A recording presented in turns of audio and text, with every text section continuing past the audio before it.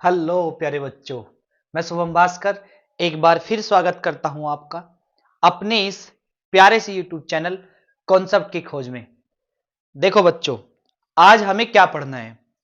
बच्चों, आज हम पढ़ेंगे 12th क्लास की केमिस्ट्री का एक इंपॉर्टेंट टॉपिक जिसका नाम है एमिनो एसिड्स, मतलब एमिनो अम्ल।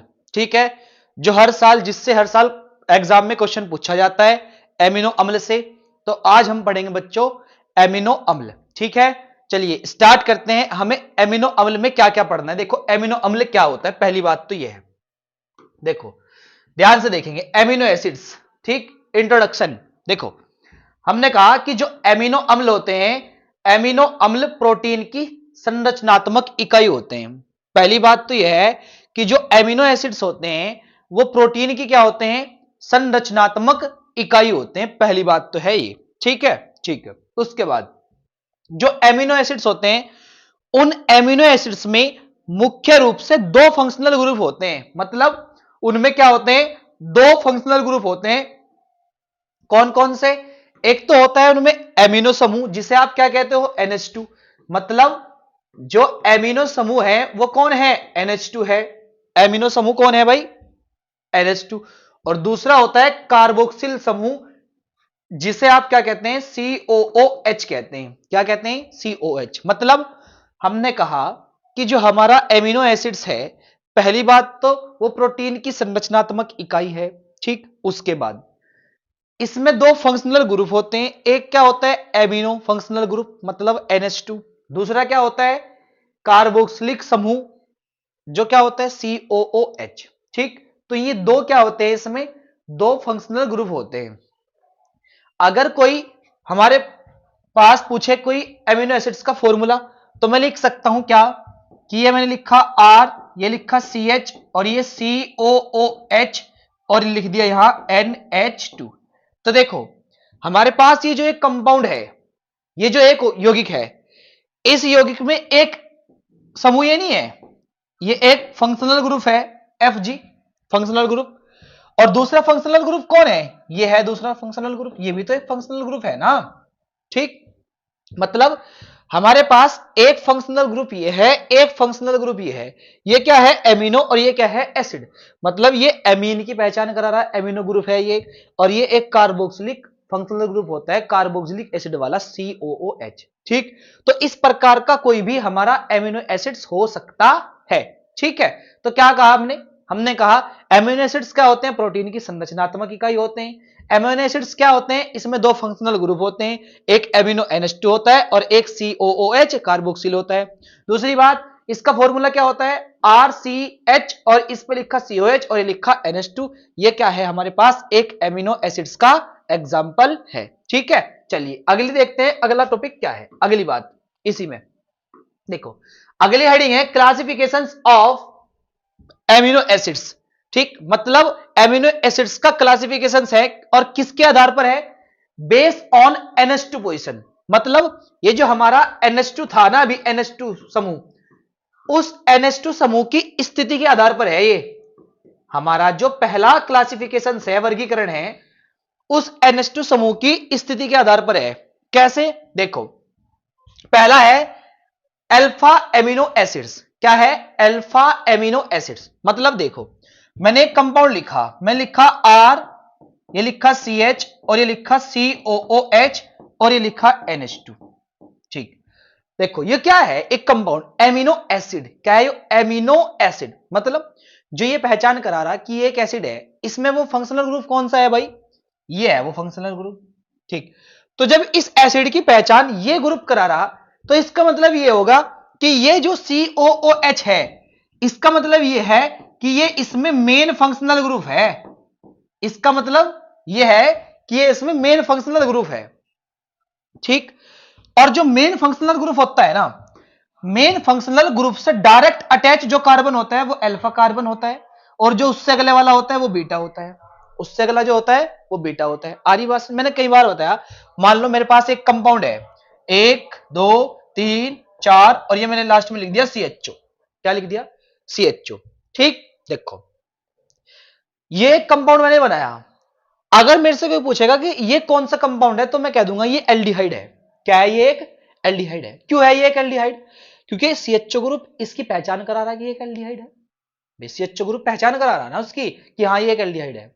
ठीक, तो CHO ग्रुप यहां जो हो जाएगा, यहां हो जाएगा ये मेन फंक्शनल ग्रुप। मतलब जो उस कंपाउंड की आइडेंटिफाई को रिप्रेजेंट करता हो, उसकी प्रॉपर्टी को रिप्रेजेंट करता हो, उसकी पहचान को बताता हो कि ये है, तो उसे क्या कहते हैं? मेन फंक्शनल ग्रुप है वो। ठीक, अब ये जो मेन फंक्शनल ग्रुप है, इस मेन फंक्शनल ग्रुप से डायरेक्ट जुड़ा हुआ कार्बन कैसा होता है? अल्फा, उससे अगला बीटा, उससे अगला गामा, उससे अगला डेल्टा। मतलब मेन फंक्शनल ग्रुप से direct attach carbon alpha carbon होता है, उससे अगला बीटा होता है, उससे अगला गामा, उससे अगला डेल्टा होता है। आ रही बात समझ में? ठीक है, अब देखो ये एमिनो एसिड है, तो इस मेन फंक्शनल ग्रुप से जो जुड़ा हुआ कार्बन है वो कैसा हो जाएगा? अल्फा, उससे अगला बीटा, उससे अगला अगर हुआ तो गामा, उससे अगला अगर हुआ तो डेल्टा। आ रही बात समझ? ठीक है, ऐसे। तो देखो हमारे पास क्या है, हमारे पास है ये, ध्यान से देखेंगे, हमारे पास हम पढ़ रहे हैं classifications of amino acids based on NH2 position. मतलब एमिनो एसिड का क्लासिफिकेशंस मतलब वर्गीकरण हम पढ़ रहे हैं, और किसके आधार पर? NH2 ग्रुप की स्थिति के आधार पर। मतलब ये कहां जुड़ा हुआ है। ठीक है भाई, ठीक है। देखो पहली क्या है हमारे पास, पहली बात हमारे पास है अल्फा एमिनो अम्ल। अल्फा एमिनो अम्ल मतलब अल्फा एमिनो एसिड्स ऐसा एसिड्स होता है, अल्फा एमिनो एसिड ऐसा एमिनो एसिड होता है जिसमें NH2 समूह अल्फा कार्बन से जुड़ा हो, जिसमें NH2 ग्रुप किससे जुड़ा हो? अल्फा कार्बन से जुड़ा हो। देखो हमने कहा ना, पहली हेडिंग हमने कहा कि है अल्फा एमिनो अम्ल, और इसमें क्या है कि NH2 अल्फा कार्बन से जुड़ा हो। मतलब ऐसा एमिनो अम्ल जिसमें NH2 समूह अल्फा कार्बन से जुड़ा हो, तो वो क्या होता है? अल्फा एमिनो एसिड होता है। अल्फा एमिनो एसिड होता है। देखो इसका मैं अगर एग्जांपल लिखने की बात करूं तो मैं इसका एग्जांपल लिख सकूं, जैसे RCH, ये लिखा NH2 और ये लिखा COOH, ये लिख दिया COOH। देखो बताओ ये अल्फा एमिनो एसिड है? नहीं। क्यों? क्योंकि मेन फंक्शनल ग्रुप और इससे अगला कार्बन अल्फा, और अल्फा कार्बन पे कौन जुड़ा हुआ? NH2। तो जब अल्फा कार्बन पर NH2 ग्रुप जुड़ा हुआ, इसका मतलब यह है कि ये क्या है? एक अल्फा एमिनो एसिड है। मतलब जहां कहीं NH2 समूह अल्फा कार्बन से जुड़ा हुआ होगा वो क्या होगा? अल्फा एमिनो एसिड होगा। वो क्या होगा? Alpha amino acid. अगर इसका कोई एग्जांपल लिखना पड़ जाए, जैसे मैंने लिखा HCH, ये COOH, और ये लिख दिया NH2, ये लिख दिया NH2। ठीक, तो इसका नाम क्या बन जाएगा? देखो अल्फा पर कौन है? अल्फा पर है एमिनो, तो अल्फा एमिनो, और एक दो कार्बन के लिए होता है एथेनोइक एसिड। क्या होता है? Ethanoic acid. मतलब ये हो जाएगा हमारा क्या कि अल्फा एमिनो एथेनोइक एसिड। ठीक, ये इसका नाम हो जाएगा। ठीक है, तो ऐसे एमिनो एसिड्स जिनमें NH2 समूह अल्फा कार्बन से जुड़ा होता है उसे क्या कहते हैं? अल्फा एमिनो एसिड कहते हैं। उसे क्या कहते हैं? अल्फा एमिनो एसिड कहते हैं। ठीक है, चलो उसके बाद दूसरा ही उसने कहा बीटा एमिनो अम्ल। मतलब बीटा एमिनो अम्ल क्या होता है? तो बीटा एमिनो अम्ल वो एमिनो अम्ल होगा जिसमें NH2 समूह कहां जुड़ा होगा? बीटा कार्बन पर जुड़ा होगा। मतलब ऐसा एमिनो एसिड या ऐसी एमिनो अम्ल जिसमें NH2 समूह बीटा कार्बन से जुड़ा हो, तो उसे क्या कहते हैं?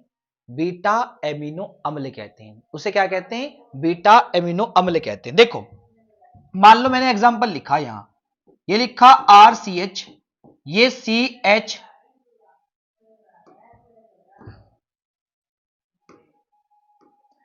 ये CH, और ये CH2, और ये COOH, और यहां मैंने लिखा NH2, यहां लिख दिया NH2।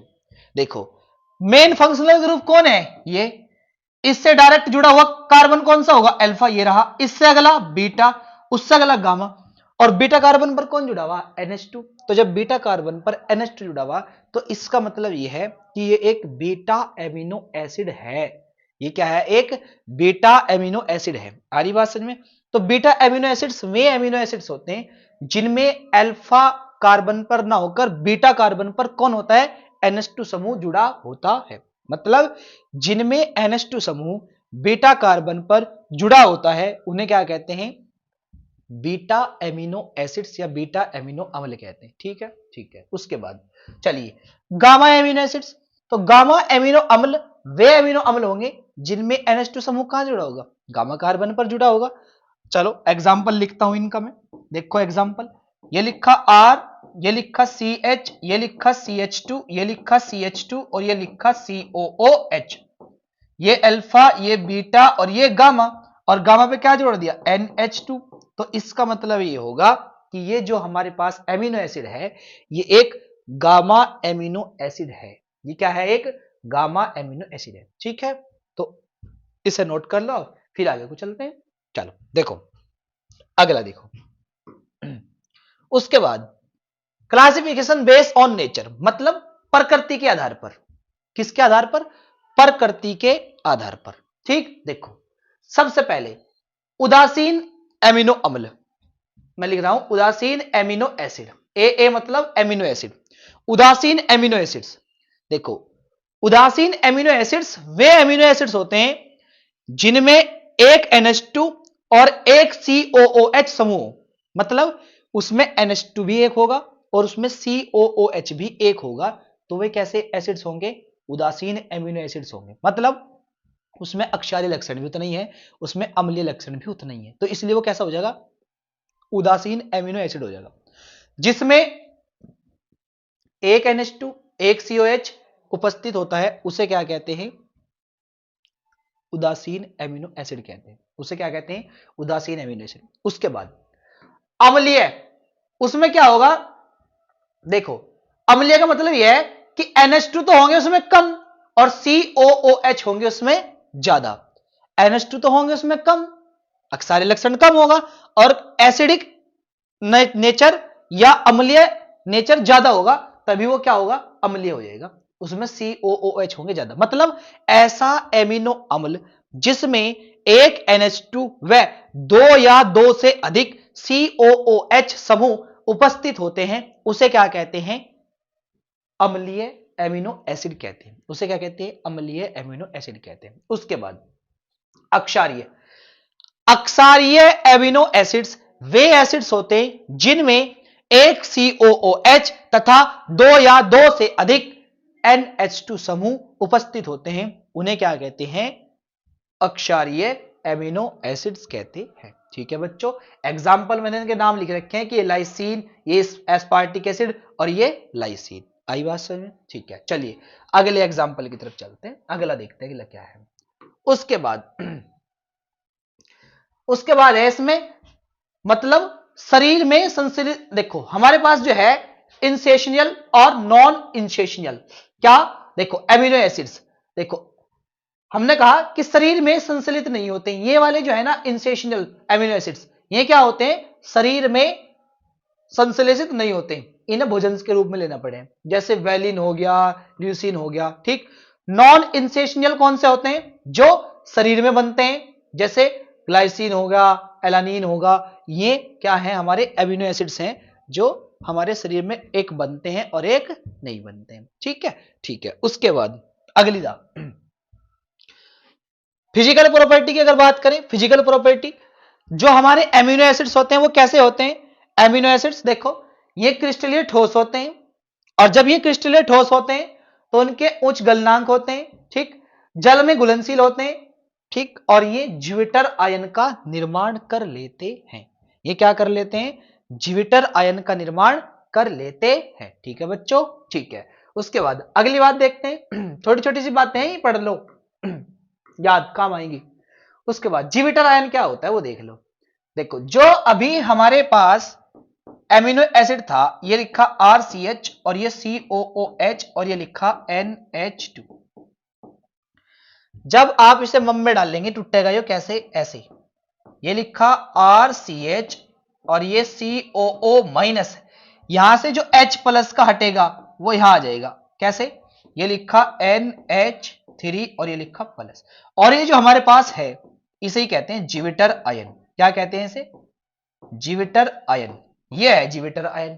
ठीक, मतलब ये क्या करता है, जब घुलता है या विलयन अवस्था में या आयनित अवस्था में किसका निर्माण करता है? आयनिक अवस्था में ये जिविटर आयन का निर्माण कर लेता है। कौन?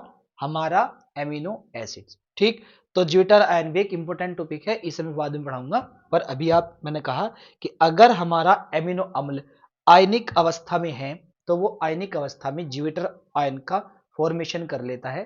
ठीक, और फॉर्मेशन करने के बाद ऐसा होता है वो जिविटर आयन, जो मैंने लिख भी दिया है कि ये एक जिविटर आयन है। ठीक है बच्चों, तो आई होप आपको ये बात समझ आई होगी।